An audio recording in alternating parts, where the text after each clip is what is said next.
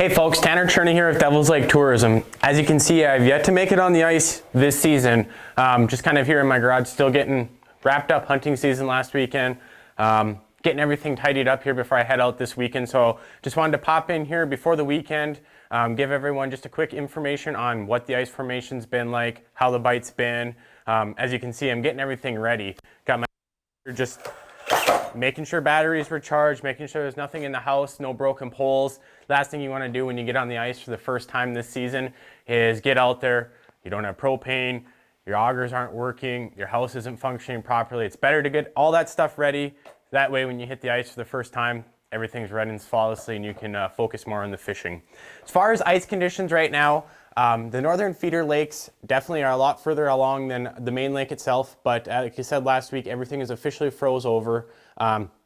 Right now, the Mike's Lake, Lake Irvin, Lake Alice, those areas are probably seeing anywhere from 7 to 12 inches depending on areas. There are people venturing around with snowmobiles and four-wheelers and side-by-sides up in those parts of the area. The main lake itself, still pretty spotty in areas. I mean, we're talking some areas that just froze over this last week, maybe 5-6 inches. Other areas that are more protected, which could be, you know, north end of 6 Mile Bay, Golden Pond, you know, some of those spots maybe in the northern side of Pelican Lake that are a little bit more protected, a lot shallower. They may be pushing up to upwards near 10 inches. There are some people taking some snowmobiles and lighter ATVs around in those areas that have a little bit better ice. Just word of the wise, if you're going to a new area, again, bring your chisel, check conditions, move out.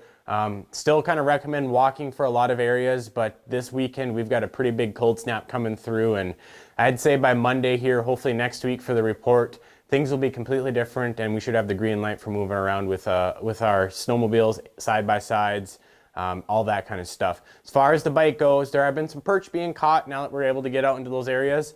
Walleye bite, again, rattling blade spoons, any kind of a jig, definitely going to be your go-to ticket with a minnow head.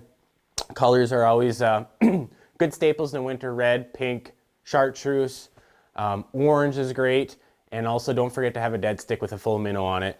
Sometimes you'll see that a lot of these fish will come into the blade spoon or the jig and just will not finish, and you'll find that almost 50% of the time they'll end up going to the live minnow instead. Like I said, gonna venture out, get on the ice this weekend, so hopefully I'll have a little bit better on the ice report for you guys going into the Christmas weekend.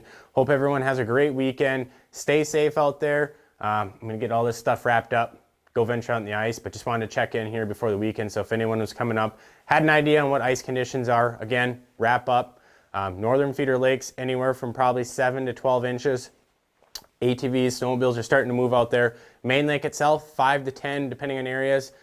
That's changing every day. Heck, by the time you might watch this Saturday morning, we might have 2 more inches of ice from when I recorded this. But still be cautious, but we're starting to get a lot more movement out there. Things are looking great. We're excited for the new year and we'll see what 2022 has in store.